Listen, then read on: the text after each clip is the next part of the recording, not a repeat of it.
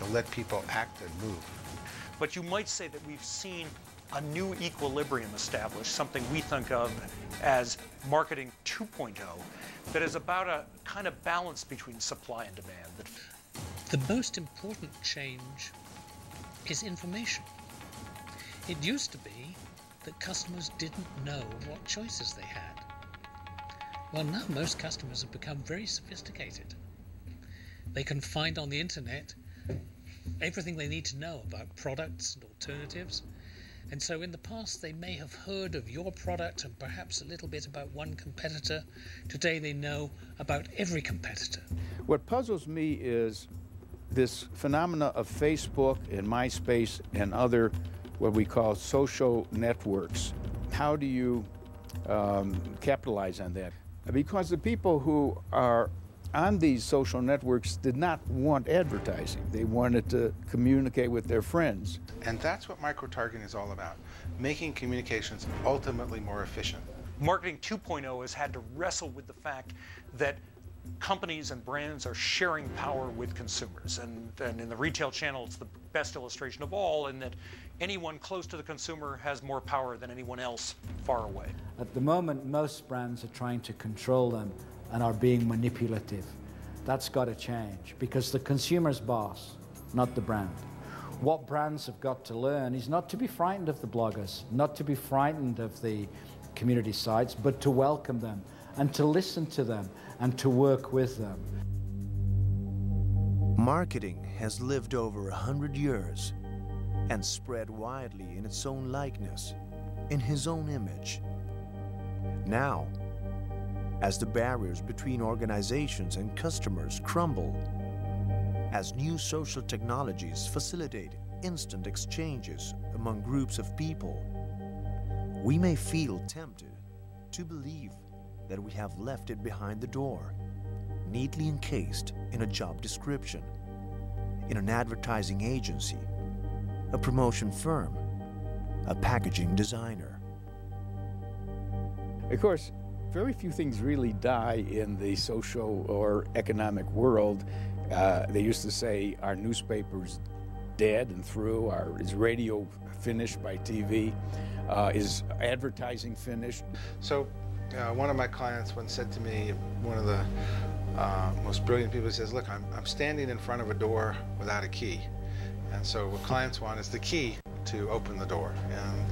And with these kind of clients, we try to help them find the key that they're looking for. I think the big changes that you're seeing is the question of control. Who has control? Is it the brand? Is it the retailer? Is it the media? Or is it the consumer? My belief is now consumer's boss, and that's a huge change.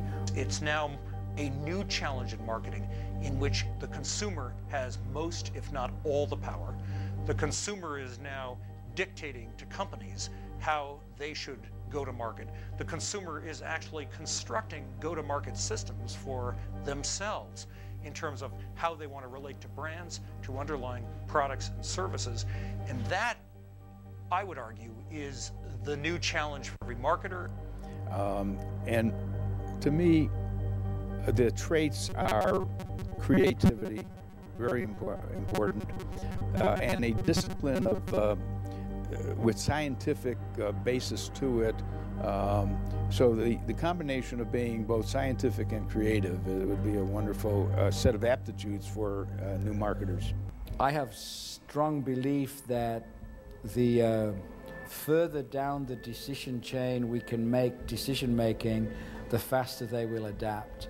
Because kids coming into advertising and marketing today, they are already living in this world. They're already digital, they're already virtual, they're already connected. And this is the most important, is will we be able, by providing such enabling technologies, to really change the world? Will that generation of children who grow up with communications and creativity in the palm of their hands that they own, will they suddenly change the world? Will they elevate their place in the world? Will they be able to make the world a more peaceful and friendly place? Will they able to make it be a global society rather than a local society? So the answer is the heart and soul of it. The original strategy practice is alive and well, but it gave rise in a sense, to our own multi-channel system. I think that is a significant change in the human state. And we were very early workers in that change. We were very early predictors of what that future would be, and that future has not yet arrived.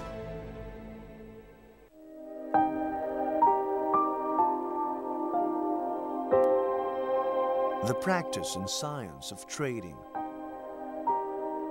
the glamorous catwalk of brands, the creative industry of advertising,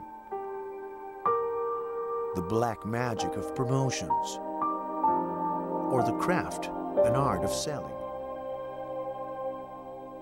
Omnipresent 7 times over, marketing is one of those business terms that will never be too far removed from our everyday life.